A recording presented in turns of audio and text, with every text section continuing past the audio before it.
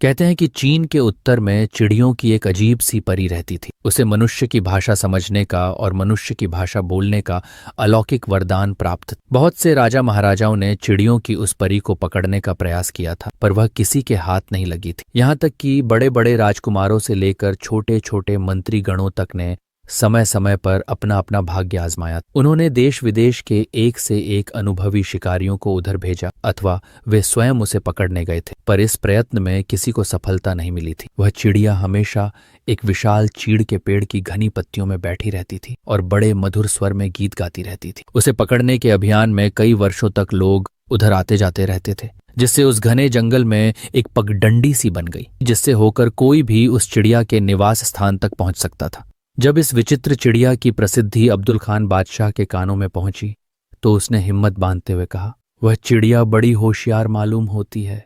वह लोगों की पकड़ से आज तक बची हुई है, परंतु मेरे हाथ से वह कैसे निकलेगी? मैं किसी न किसी तरह से उसे अवश्य पकड़ूंगा। इतना कहकर वह उसकी खोज में निकल पड़ा। अब्दुल खान चलते चलते उस घने जंगल में पहुंच गया। उसने घनी पत्तियों वाले उस विशाल चीड़ के पेड़ को भी खोज लिया। उस विचित्र चिड़िया ने अब्दुल खान को पास आते हुए देखा, परंतु वह उससे न डरी और न वहां से भागी ही। वह अपनी जगह पर चैन से बैठी बैठी मधुर गीत सुनाती रही। अब्दुल खान उसकी तान सुनकर हर्ष और आश्चर्य में डूब गया।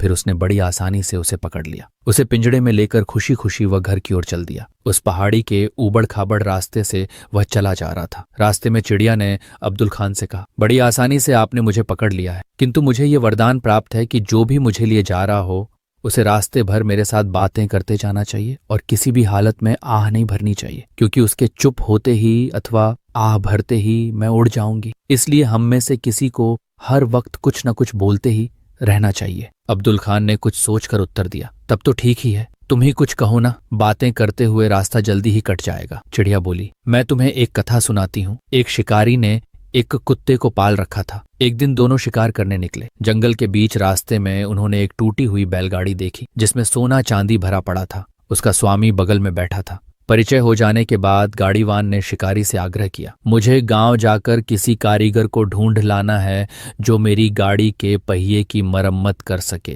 क्या तब तक आप और आपका कुत्ता मेरी गाड़ी की रखवाली कर सकते हैं? बेशक, बड़ी खुशी के साथ, शिकारी ने जवाब दिया। गाड़ीवान बहुत प्रसन्न हुआ और वह पहाड़ी रास्ते से गांव की ओर चला गया। दिन ढल गया, सांझ होने लगी, पर गाड़ीवान का कोई पता नहीं था। शिकारी सोच में पड़ गया, मेरी बूढ़ी माँ की आंखें कमजोर हो गई हैं, वह सवेरे से कुछ खा पाई होगी या नहीं। फिर उसने अपने कुत्ते से कहा, तू यहीं ठहर और चारों ओर देख, जब तक गाड़ीवान नहीं लौटे यहां से कहीं जाना नहीं। मैं भोजन बनाने के लिए घर जा रहा हूं। आदेश देकर वह घर चला गया। कुत्ते ने अपने स्वामी की आज्ञा का पालन जी जान से किया। वह गाड़ी के चारों ओर चक्कर काटता रहा और बैल को दूर जाने से रोकता रहा। उधर गाड़ीवान ने कई ग्रामों की खाक छान मारी। तब कहीं जाकर करीब 12 बजे रात्रिक में उसे एक कारीगर मिला जो गाड़ी को बना सकता था। जब वह लौटा तो उसने देखा कि शिकारी तो चला गया है, परंतु उसका कुत्ता उसकी जगह पर गाड़ी की रखवाली कर रहा है। इससे वह बहुत प्रसन्न हुआ। गाड़ीवान ने कुत्ते को कुछ चांदी की छड़ें देकर उसे घर भेज दिया। वह स्वामी भक्त कुत्ता चांदी की छड़ों को लेकर जब घर पहुंचा और अपने स्वामी के चरणों में रख दिया, तब उसे देखकर शिकारी क्रोध में आकर उससे बोला, मैंने तुझे गाड़ी की रखवाली के लिए छोड़ा था, उलटे तूने उसकी चांदी की छड़ों को चुराया है। इतना कहकर शिकारी ने डंडा लिया और कुत्ते को इतना मारा कि वह मर गया।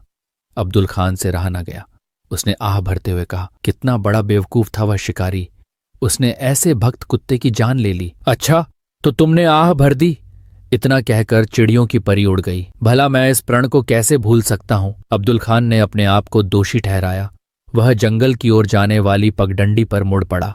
दूसरी बार भी उसी पुराने चीड़ के पेड़ पर से उसने चिड़िया को पकड़ा। लौटते समय रास्ते में चिड़िया ने एक अन्य कहानी सुनानी आरंभ की। बहुत दिन हुए, एक गांव में एक औरत रहती थी। उसने एक बिल्ली पाल रखी थी।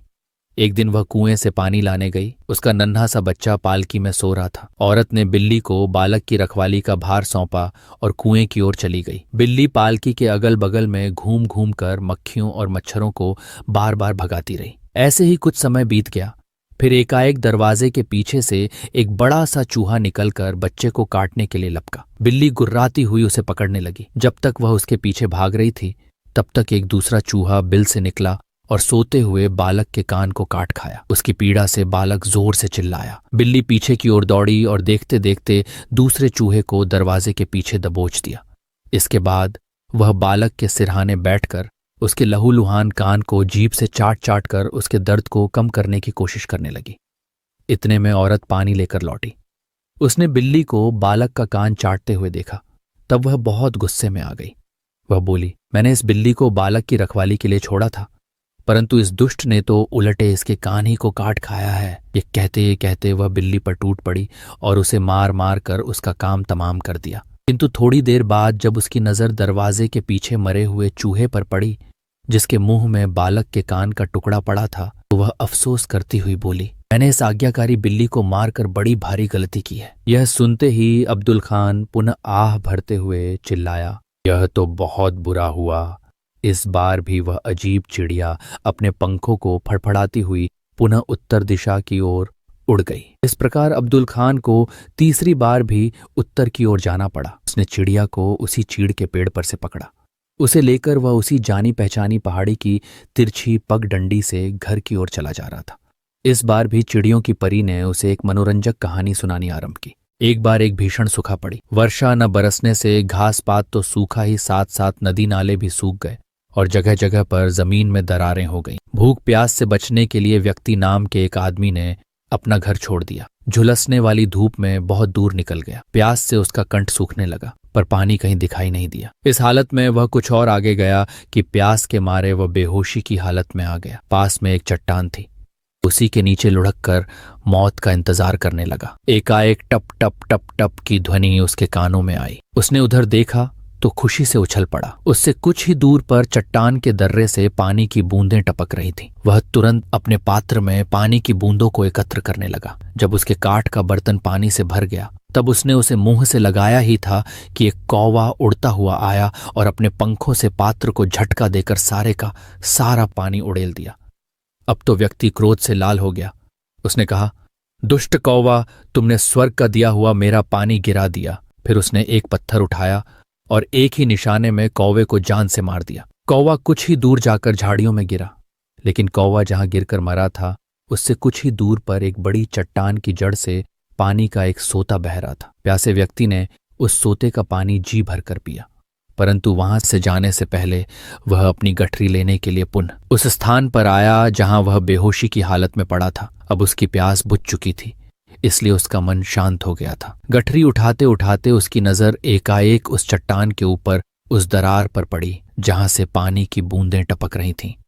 ऊपर उसने जो दृश्य देखा उसे देखता ही रह गया। चट्टान के ऊपर एक जहरीला सांप सो रहा था और उसके मुंह से विष की एक एक बूंद टपक रही थी। उसने आह भरते हुए कहा, ओह, मैंने करीब करीब विष पी ही लिया होता, परंतु उस बेचारे ने मेरी जान बचा ली।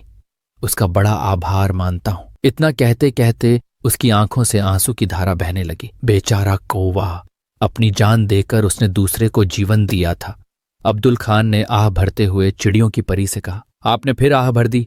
अच्छा, अब मैं चली। इतना कहकर वह विचित्र चिड़िया तीसरी बार उत्तर की ओर उड़ गई। मैं हारा। सचमुच इस अजीब सी चिड़ियों की परी को पकड़कर बंदी बनाना आसान काम नहीं है।